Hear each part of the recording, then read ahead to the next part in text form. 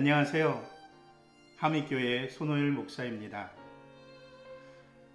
이번 주는 저에게 육체적으로 참 힘든 한 주였습니다. 잘 하지 않던 육체적인 노동을 온몸에 힘을 주고 했더니 이곳저곳 몽둥이로 맞은 것처럼 참 많이 아파요. 제가 다시 한번 참 약하다라는 그런 느낌이 들었습니다. 거기다가 운동 부족이라는 것을 절감했어요. 무엇이든지 단단해지려고 하면 단련이 필요한 것 같습니다. 우리들의 믿음과 신앙도 단련을 통해서 단단해졌으면 좋겠습니다. 오늘 성경 말씀은 마태복음 4장 16절입니다. 어둠에 앉아있는 백성이 큰 빛을 보았고 그늘진 죽음의 땅에 앉은 사람들에게 빛이 비치었다. 오늘 본문의 이야기는 마태복음 4장 12절로 17절의 이야기입니다.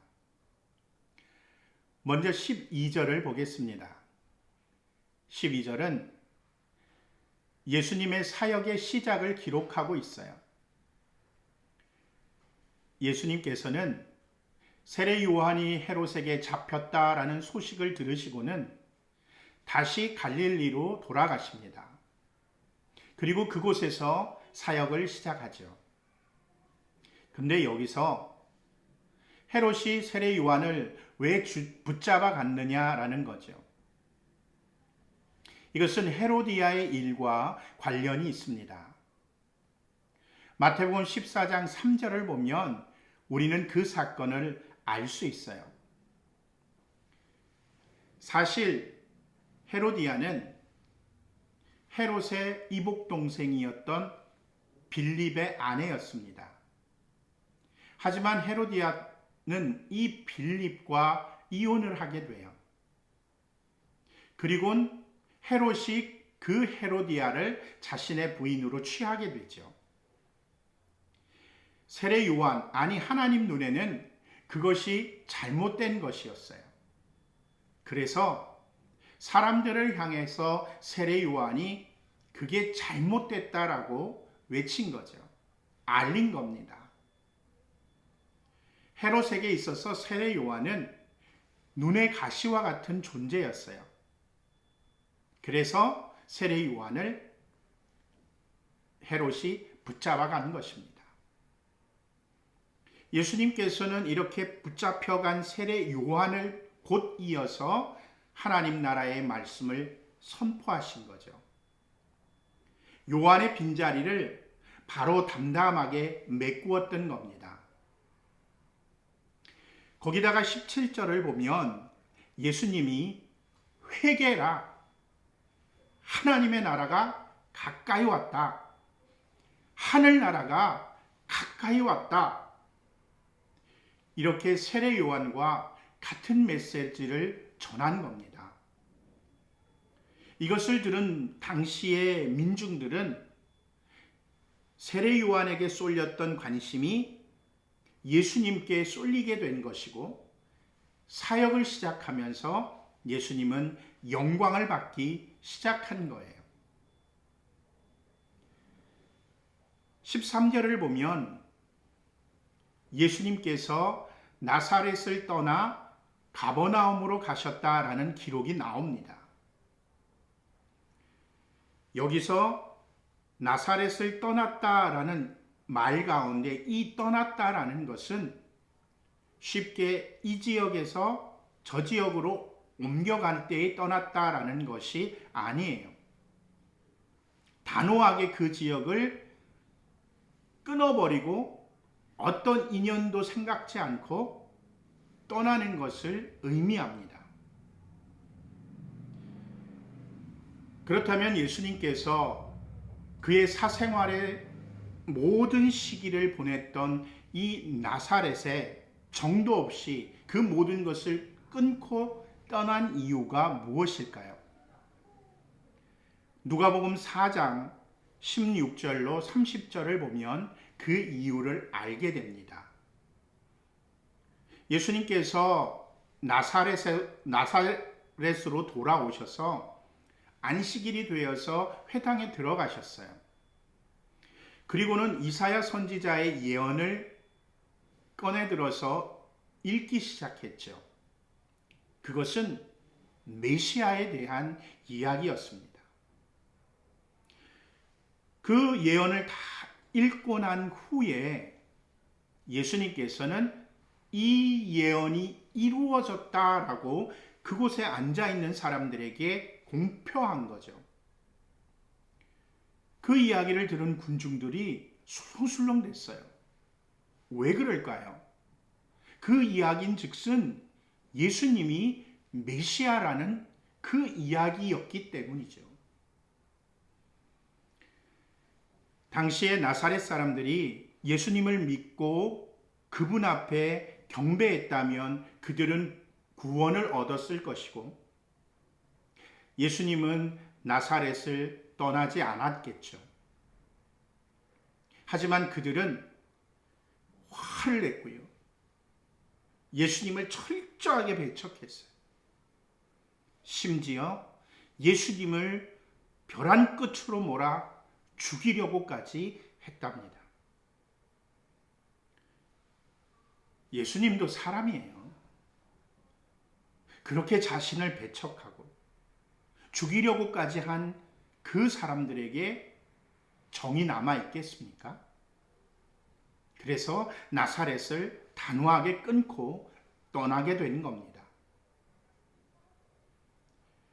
고향을 떠나야 되는, 자신의 삶의 근거지를 떠나야 되는 예수님의 마음은 어떠했을까? 사실 편치만은 않으셨을 거예요. 나사렛을 떠나서 옮겨간 곳이 가버나움입니다.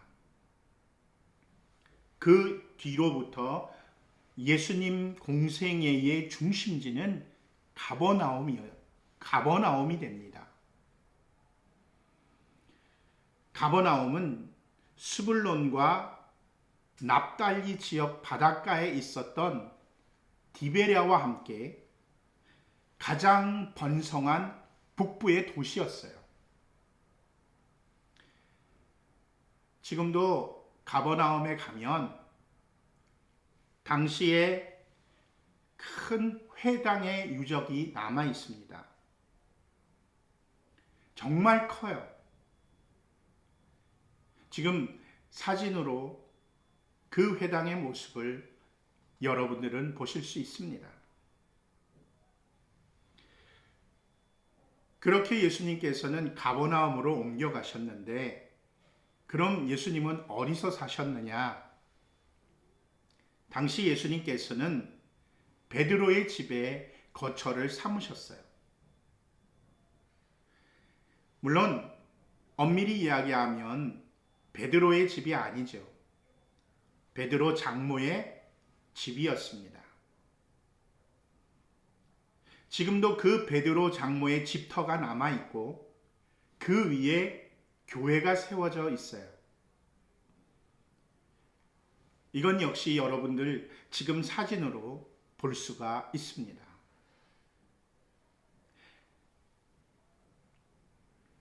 이렇게 가버나움으로 옮겨가신 예수님, 그 가버나움을 중심으로 예수님은 공생애를 시작을 하셨던 거죠. 그런데 이렇게 사역의 중심지를 가버나움으로 옮겨간 것이 예언의 말씀을 이루려 함이라고 14절에 말씀하고 있어요. 어떤 예언의 말씀이냐? 이사야서 9장 1절로 2절의 말씀을 이루려고 하셨다라는 거죠. 그 말씀이 오늘 15절과 16절에 기록하고 있습니다. 스불론과 납달리 땅, 요단강 건너편, 바다로 가는 길목, 이방 사람들의 갈릴리, 어둠에 앉아 있는 백성이 큰 빛을 보았고 그늘진 죽음의 땅에 앉은 사람들에게 빛이 빛이었다.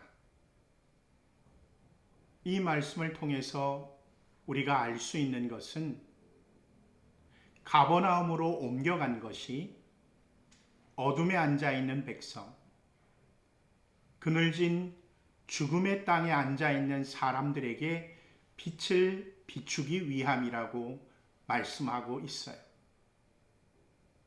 그렇다면 어둠에 앉아 있는 백성, 그늘진 죽음의 땅에 앉아 있는 사람들이 누구냐는 겁니다. 그것은 15절에 잘 나타나고 있어요. 가버나움이 속한 스불론과 납달리 땅, 요단강 건너편, 그곳에 살고 있었던 사람들, 그곳은 갓 지파와 루벤 지파와 므낫세 반 지파가 살고 있었던 땅입니다. 근데 스불론과 납달리, 요단강 건너편에 갓과 루벤과 므낫세 반 지파 이 사람들에게는 공통점이 있었어요. 그게 무엇이냐면 바다로 가는 길목이라는 거예요. 이게 무슨 이야기냐 하면 당시의 동쪽에서 상인들이 이집트로 가기 위해서 가장 빈번하고 그리고 가장 많은 물건을 가지고 갈 수 있었던 그런 무역로가 바닷길이라는 겁니다. 그 바닷길로 가기 위한 그 무역로의 통로 가운데 그 중심지가 바로 그 지역, 이 지역, 갈릴리 북부, 그리고 요단강 건너편이었다라는 거예요. 다시 말해서 교통의 요지였습니다. 거기다가 제가 성지순례를 가봤더니 그곳은요,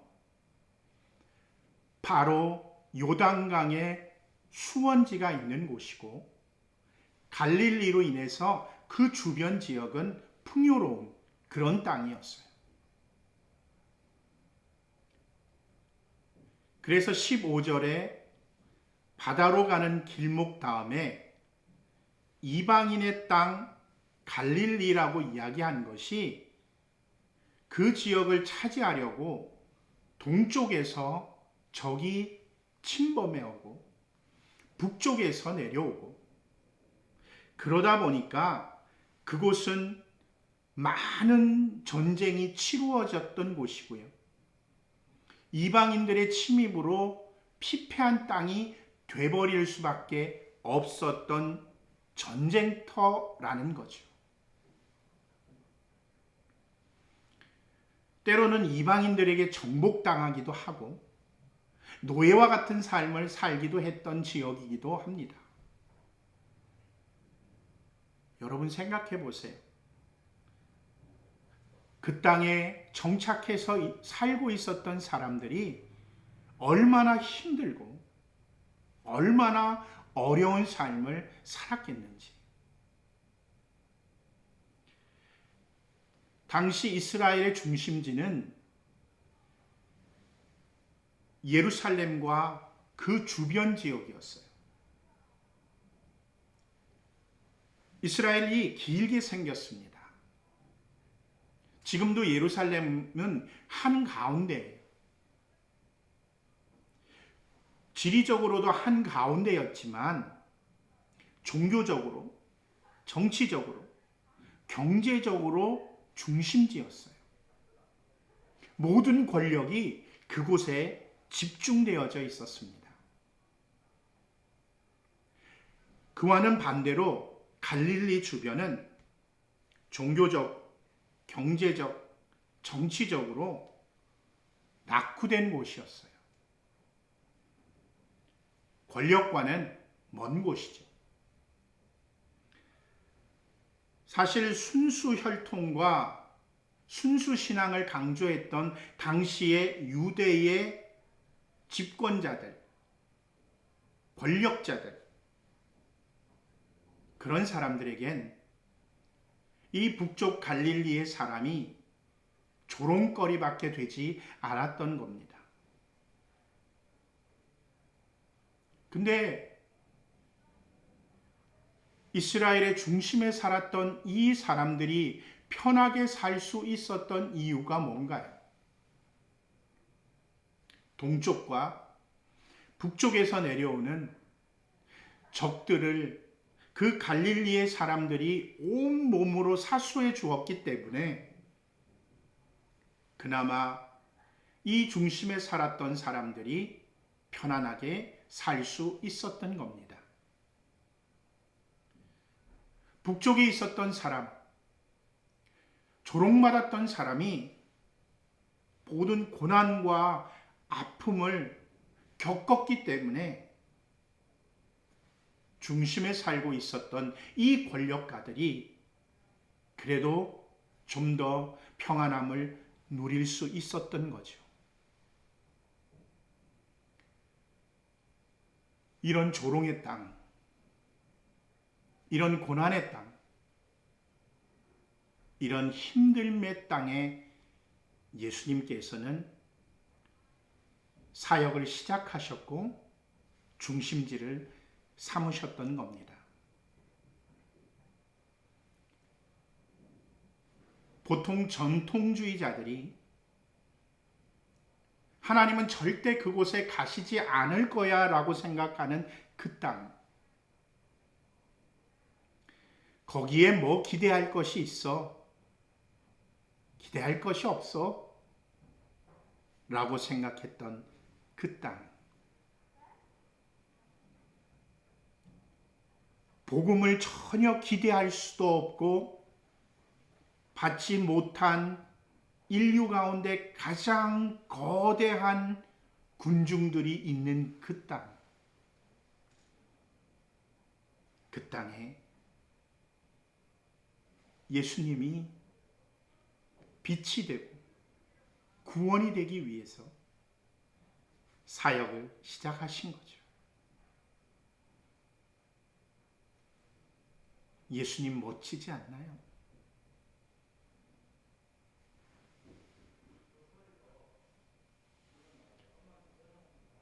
근데 사랑하는 성도 여러분, 예수님을 여러분들이 언제 만나셨나요? 언제 예수님이 여러분에게 찾아오셨나요?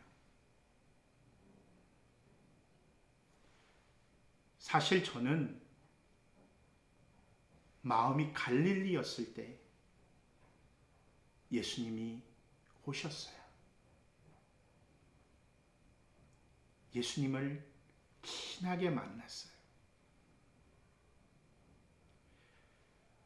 저의 삶이 전쟁터와 같았을 때, 그래서 너무 어려울 때, 저의 심령이 너무 힘들어서 낙심했을 때, 사람과의 관계에서 상처를 받고 실망하고 낙담해서 슬플 때, 외로울 때, 어딘가에 큰 소리로 하소연하고 싶은데 그러지 못하는 순간에 주님은 저를 찾아와 주셨어요. 저는 그런 주님을 만났어요.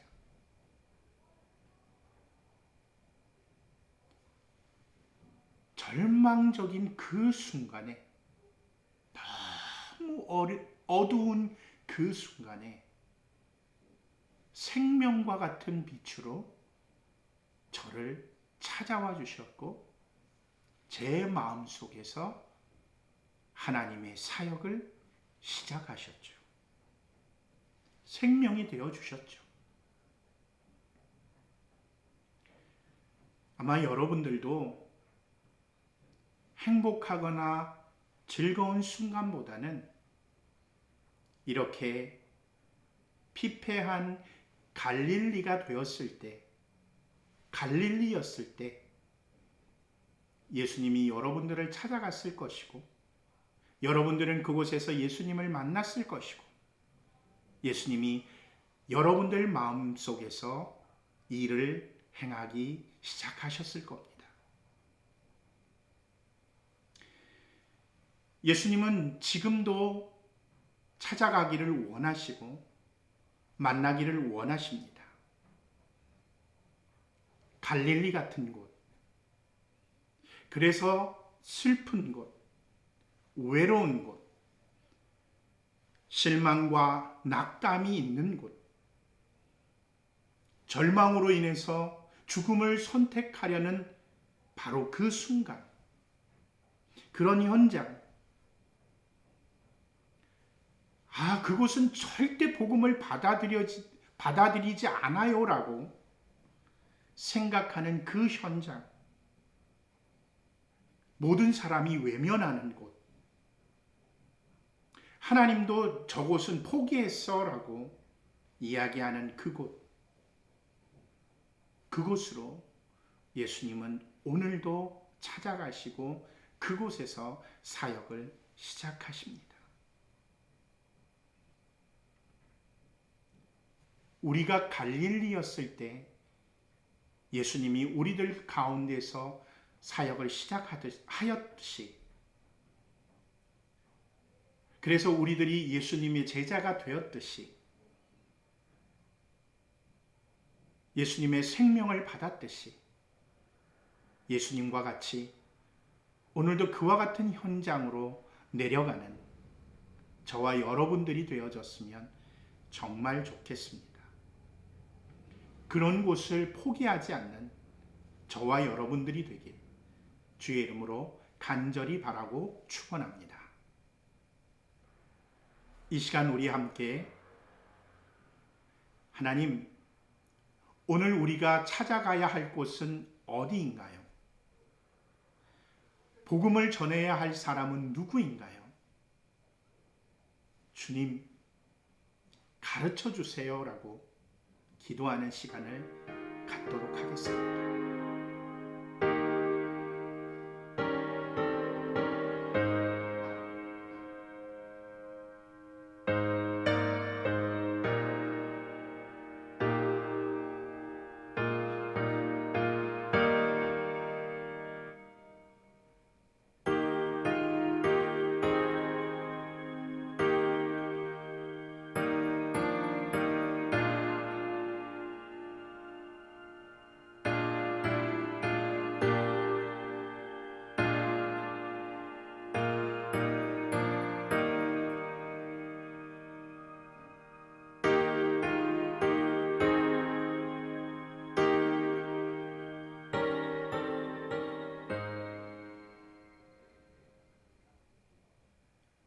다음 주에 뵙겠습니다.